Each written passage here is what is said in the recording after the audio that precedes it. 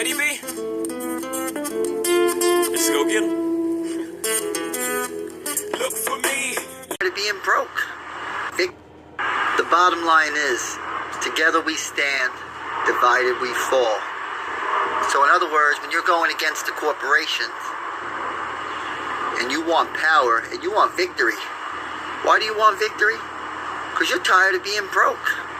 You're tired of getting offered $10, $15 an hour. When you're a grown man, $10 or $15 an hour ain't cutting it. And then what happens when you get into the job? Boss starts treating you like shit. Got to deal with all types of personal bullshit, even though they always say, oh, it's business, not personal. Bullshit. It's always fucking personal. Don't you listen to that. Now, what we need to do, we need to band together. And we need to have courage. Because the existence is going to take care of you. It will take care of you. It's taking care of you up until now. Man didn't take care of you. The existence took care of you. It's just man stepping in, making believe he's the source. He's not the source. The universe, nature, that's the source. The thing making your heart beat, your blood circulate. All these different things happening inside your body. The paper doesn't make that happen. How come they convinced you that the paper's in control? They got you believing, oh, you're just going to wither off and die if you don't have a job and you don't have money and you don't make income. That's only true because you believe it. Why do you believe it? Why don't you believe something else? You have to believe in yourself. And you have to believe in the people around you. And you got to get together. And you got to work together. Not for the... And when I say work together, I don't mean all work together for the board of directors to put millions of dollars in their pocket and watch you eating at McDonald's and they're looking down laughing at you like, oh, another sucker born. Here we go. He or she's going to sell themselves out for $15. And even though they can't even live and get by, they're still going to do it. What do you think that makes them think about you? No wonder they treat you the way they do. They say these motherfuckers ain't even got enough courage to stand up for themselves and ask for more money. Or all get together and do something about it. Right? When I say get together, if there's 100 people in your company or in your department, you all get together, you get on the same page.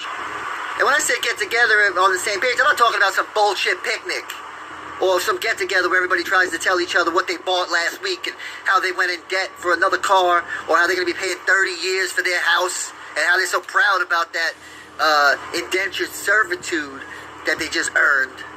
And they're going to put on their children, leave their children with nothing at the end. No, I'm talking about get together and say, you know what, we need more here. We need more money. Our kids need more. We need more because we're entitled to it. And the reason we deserve more is because there is more. And these people got us thinking that there's not enough. Their kids, I'm talking about get together and say, you know what, we need more here. We need more money. Our kids need more. We need more because we're entitled to it. And the reason we deserve more is because there is more. And these people got us thinking that there's not enough. And that's a lie. There's plenty to go around. They're just keeping it for themselves because they know that the people don't have the courage to stand up for themselves. They know the people aren't going to band together and do something about it. So why don't the people stand together and do something about it? Why don't you let go of your iPhones and your little bullshit cars and your little apartments and all this other shit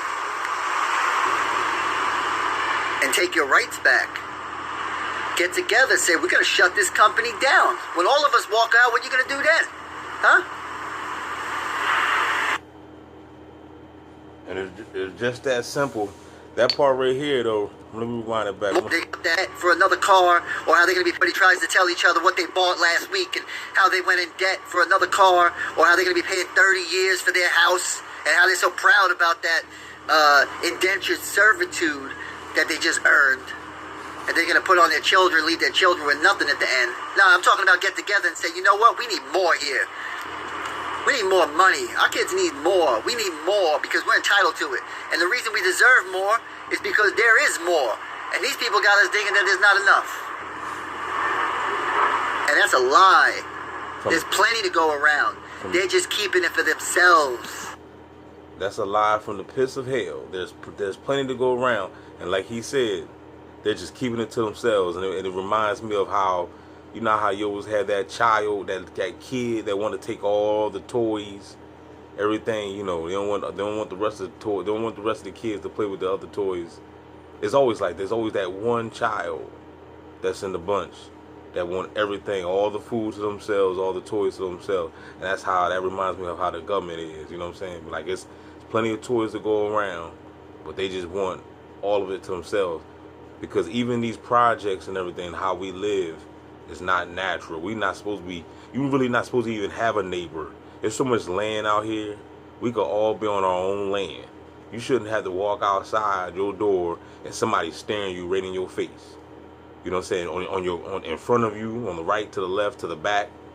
Especially if you're being targeted, because you already know once you're being targeted, so when you walk outside, everybody coming outside. You know what I'm saying? So you already know that's unnatural in itself. So all this whole simulation is unnatural. They had us living unnatural, you know, since the beginning of time. You know what I'm saying? Since they took control. There's plenty of land. We should be chilling. You should walk outside right now and see nothing but stars, see sky, see trees, see nothing but green. God's green earth. That's what you should see when you walk outside. Not, you know, Tommy across the street. You know what I'm saying? Him and his wife fighting. The neighbors were going at it next door. You shouldn't even be knowing what's going on next door. It's none of your business. You shouldn't even, you know. But see, that's how they got us. They got us all crammed up to the point where, you know, you can't help but to know what's going on next door, what's down the street or whatever, because you can hear people argue. You hear that bull crap. You know what I'm saying? So, you know, this whole simulation is jacked up, and that's why it needs to collapse, because it's not natural. Can I get a no there?